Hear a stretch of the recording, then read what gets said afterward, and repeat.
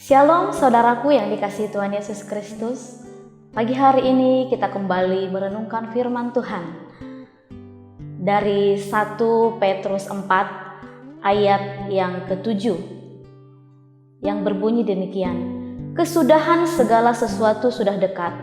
Karena itu kuasailah dirimu dan jadilah tenang supaya kamu dapat berdoa. Bapak Ibu, saudara-saudaraku yang dikasihi Tuhan Yesus Kristus, renungan pagi kita pada pagi hari ini akan kita renungkan dengan satu judul, kuasai diri dan berdoalah. Saudara yang dikasihi Tuhan Yesus Kristus, mungkin tengah saat ini banyak di antara kita yang merasa panik, khawatir, dan mengalami hal yang membuat diri kita gelisah. Apalagi pada masa pandemi ini, banyak hal yang membuat kita harus menyesuaikan diri lagi di tengah era new normal yang kita jalani pada masa ini. Apalagi para orang tua yang mungkin anak-anaknya harus belajar di rumah, banyak mengalami pergumulan tantangan ya. Anak-anak yang untuk belajar harus lewat media, belajar dari jauh,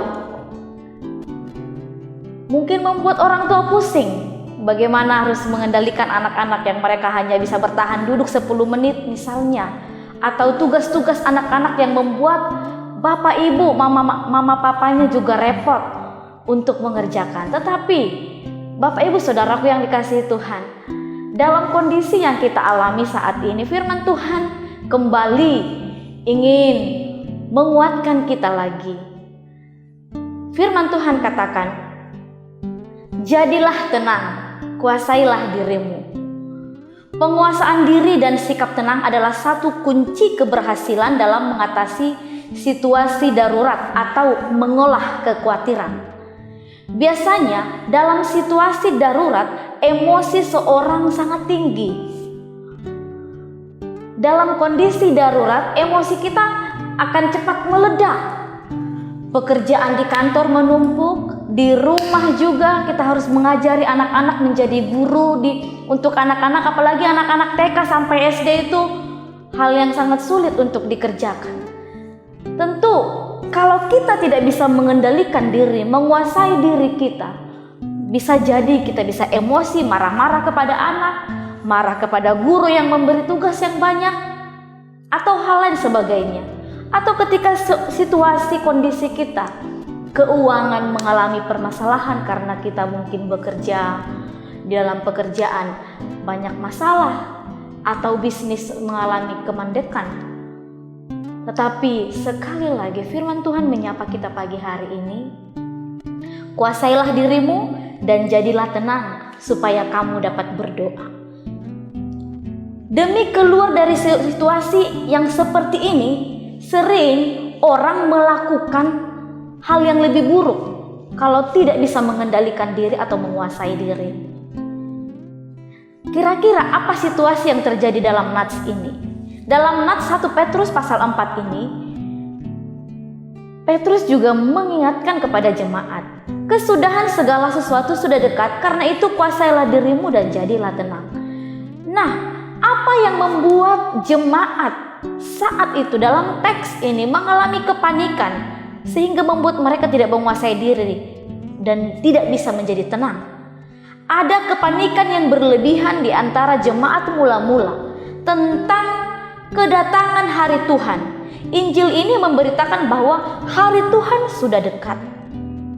Istilah dekat sangat identik dengan segera, sudah tiba. Jadi tak ada waktu lagi untuk berleha-leha. Hari Tuhan segera datang dan seluruh jemaat untuk siap siaga. Nah, hari Tuhan tidak dipahami sebagai hari kedatangan Yesus Kristus yang kedua kalinya, di mana ada langit bumi dan bumi yang baru. Hal itu yang membuat kegundahan di tengah jemaat mula-mula pada masa itu.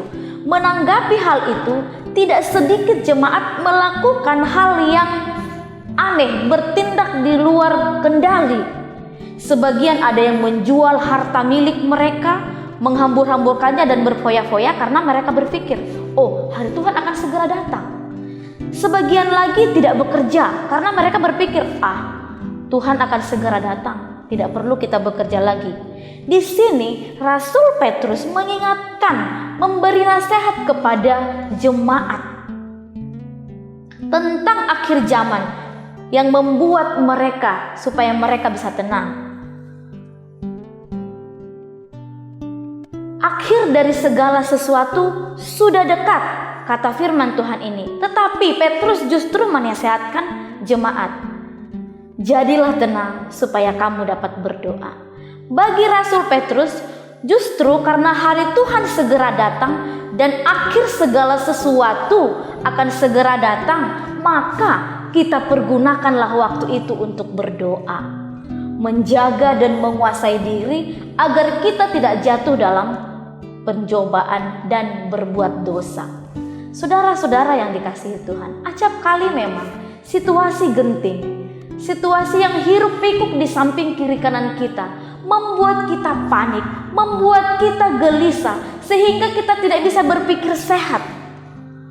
Kalau kita mendengar jumlah yang terkonfirmasi positif semakin bertambah, semakin banyak, yang meninggal juga makin bertambah, belum lagi situasi perekonomian di tengah bangsa kita ini banyak membuat orang mengalami kepanikan. Tetapi nats firman Tuhan di pagi hari ini mengingatkan kita, ada 3 hal yang disampaikan oleh Rasul Petrus. Yang pertama adalah menguasai diri. Amsal 25 ayat 28 berkata demikian, orang yang tidak dapat mengendalikan diri adalah seperti kota yang roboh temboknya.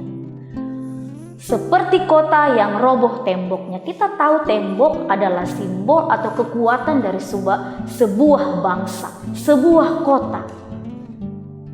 Kalau tembok itu sudah roboh, tidak ada lagi pertahanan dari orang itu. Orang yang tidak dapat mengendalikan diri, menguasai dirinya seperti diibaratkan orang kota yang roboh temboknya. Tuhan mengingatkan kita, situasi hiruk pikuk yang terjadi saat ini, mari kita belajar menguasai diri. Mari kita belajar mengendalikan diri. Bisa juga mengendalikan perkataan kita, mengendalikan emosi kita, sehingga kita tetap berada di dalam kontrol Allah dan terjauh dari hal yang membuat kita berdosa. Yang kedua adalah jadilah tenang.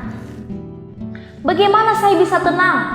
Anak-anak saya berebut handphone, wifi yang membuat mereka harus belajar terbatas karena mungkin jaringan lelet dan sebagainya. Belum lagi tugas-tugas yang menumpuk dari anak-anak, mamanya mesti tanya sana sini.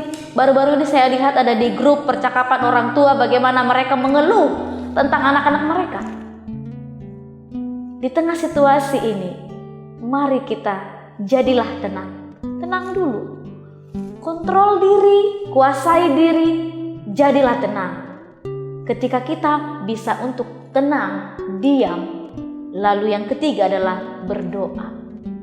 Terkadang ketika situasi tidak kondusif di tengah-tengah kita, sulit untuk kita menyatakan doa kita kepada Tuhan.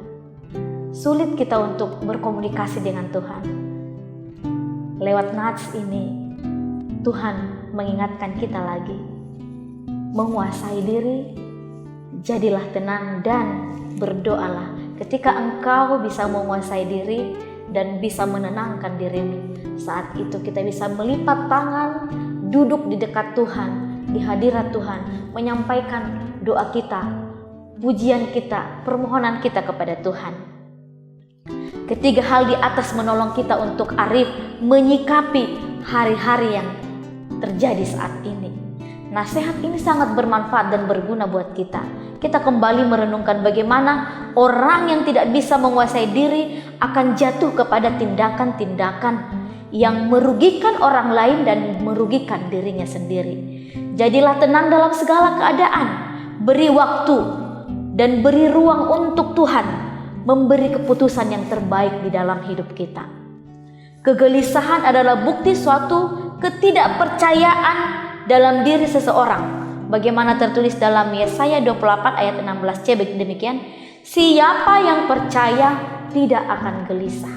Kalau engkau gelisah, itu bukti bahwa engkau tidak mempercayakan dirimu kepada Tuhan. Siapa yang percaya tidak akan gelisah, itu firman Tuhan yang berbicara kepada kita. Hal yang sama juga dikatakan oleh Rasul Yakobus. Orang yang tidak tenang dalam hidupnya adalah bukti keraguan-raguan. Kalau kita percaya Tuhan pemilik hidup kita, Tuhan mengendalikan hidup kita, maka kita tidak perlu ragu, tidak perlu khawatir menghadapi situasi ini. Jadilah tenang, tetaplah berdoa dan kuasailah diri. Itu yang selalu harus kita ingat dalam kehidupan kita dan perlu kita lakukan.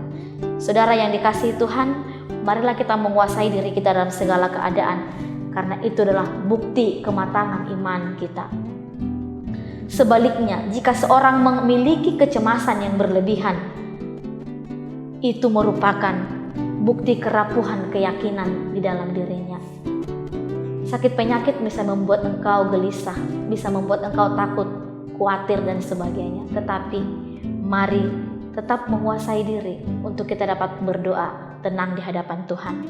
Kiranya renungan ini boleh menguatkan kita.